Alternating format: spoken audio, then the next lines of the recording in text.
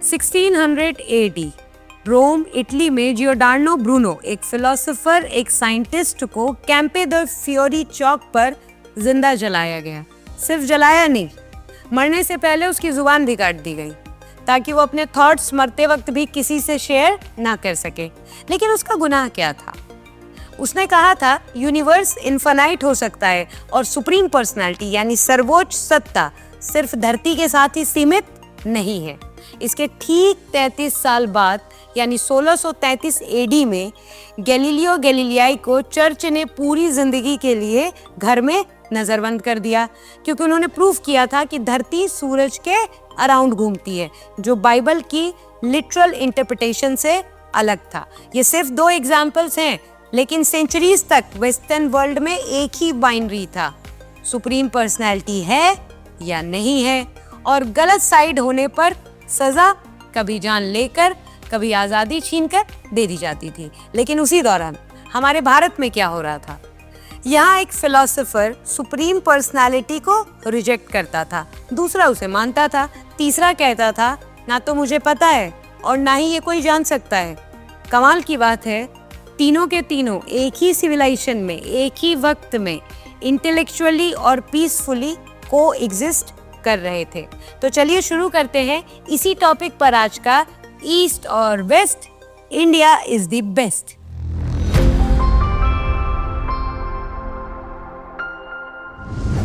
पहले वेस्ट का फ्रेमवर्क समझते हैं ताकि इंडिया का कंट्रास्ट क्लियरली दिख सके।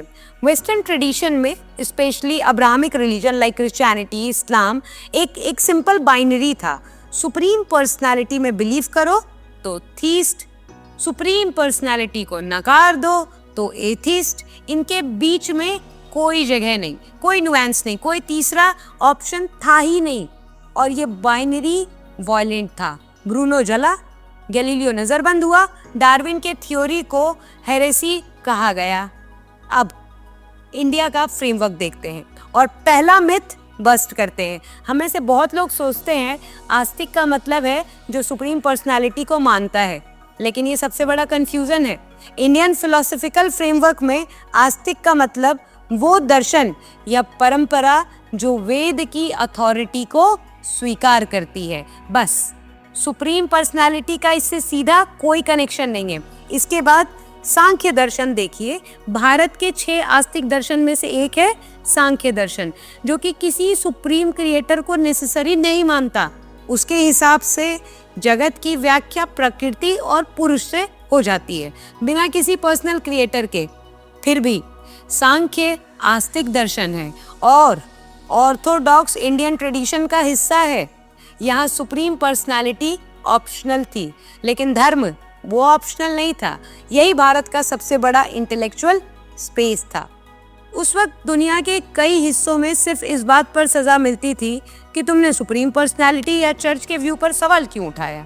वहीं भारत में सवाल पूछने की जगह थी, असहमति की जगह थी, खुद देखने खुद परखने की जगह थी। इंडियन कॉन्टेक्स्ट में नास्तिक का मतलब एथीस्ट जरूरी नहीं होता। नास्तिक का यहाँ सीधा अर्थ है, जो वैदिक अथॉरिटी को रिजेक्ट कर देता है वो नास्तिक है। ये लेवल पहले एपिस्टेमिक था, थियोलॉजिकल नहीं था। नास्तिक वो था जो कहता था मैं अपना रास्ता खुद ढूंढूंगा, सिर्फ इसलिए नहीं मानूंगा क्योंकि वेद ने ऐसा कह दिया है। आइए भारत के पहले फेमस नास्तिक स्कूल को देखते हैं। इसमें सबसे पहला है चारवाक, जिसे बहुत से लोग लोकायत के नाम से भी जानते हैं। 6th सेंचुरी BC में सबसे पहले और सबसे मशहूर नास्तिक दर्शन है ये तब का चारवाक दर्शन। लेकिन यहाँ एक नोट है और ये नोट इम्पॉर्टेंट है क्योंकि चारवाक के ओरिजिनल टेक्स्ट हमारे पास नहीं है। हम जो कुछ भी उनके बारे में जानते हैं वो उनके ओपोनेंट्स की राइटिंग से जानते हैं, इसलिए कुछ डिटेल्स पर डिबेट्स हो सकती है। लेकिन चारवाकों के कोर फ्रेमवर्क पर कोई डिबेट नहीं हो सकती, वो बिल्कुल क्लियर है।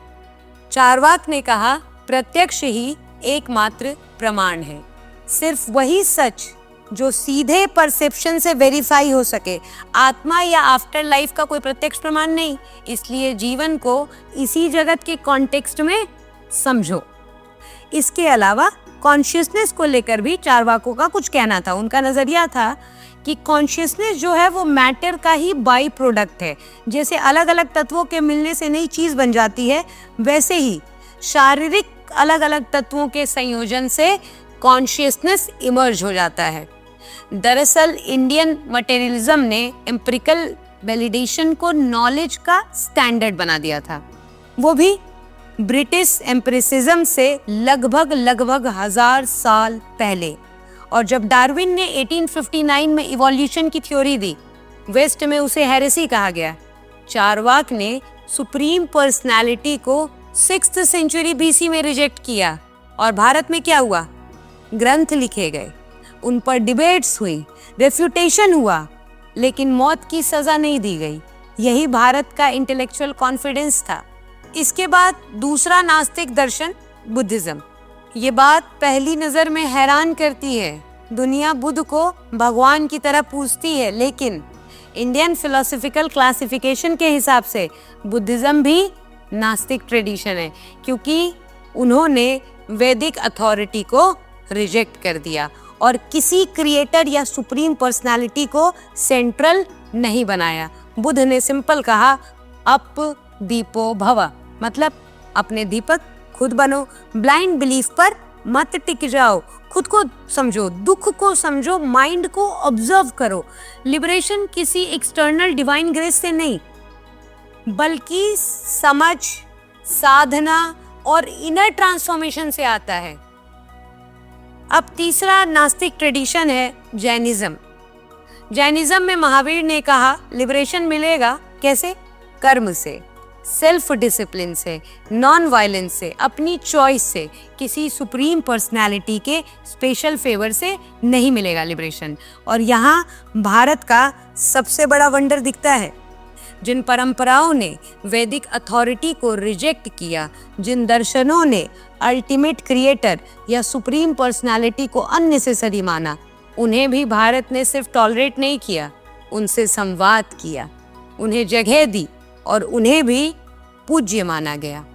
क्या आपको दुनिया में कोई दूसरी सिविलाइजेशन पता है जहां सुप्रीम पर्सनालिटी को रिजेक्ट करने वाले लोग सुप्रीम पर्सनालिटी की तरह पूजे जाते हो?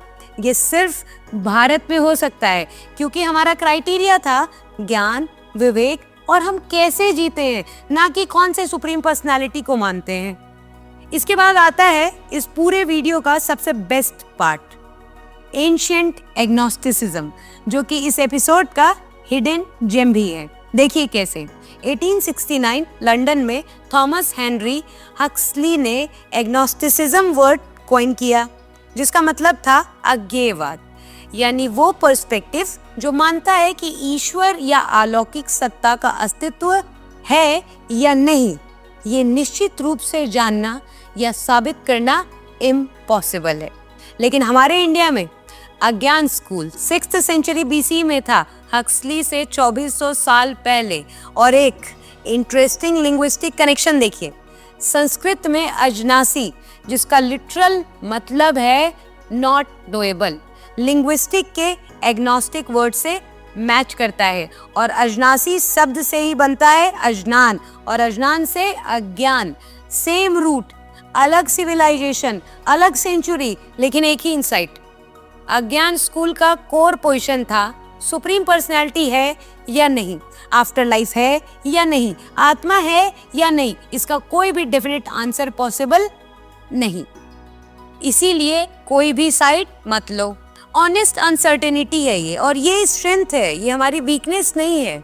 इस स्कूल के सबसे फेमस टीचर थे संजय बेलाथीपुत्र, जो कि बुद्ध और महावीर के कंटेम्पररी थे। एक बुद्धिस्ट टेक्स्ट में इसका जिक्र मिलता है कि एक बार एक राजा ने संजय से पूछा कि क्या आफ्टर लाइफ एग्जिस्ट करती है।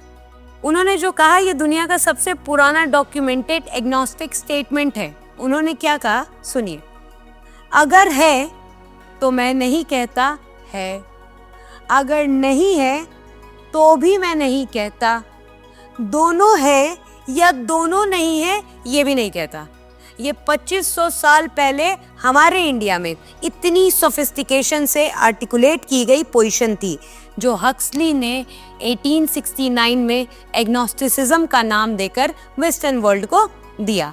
नो डाउट हक्सली का क्रेडिट अनडिस्प्यूटेड है अपनी ट्रेडिशन में, लेकिन हमारी मिट्टी ने ये सच पहले से जाना था।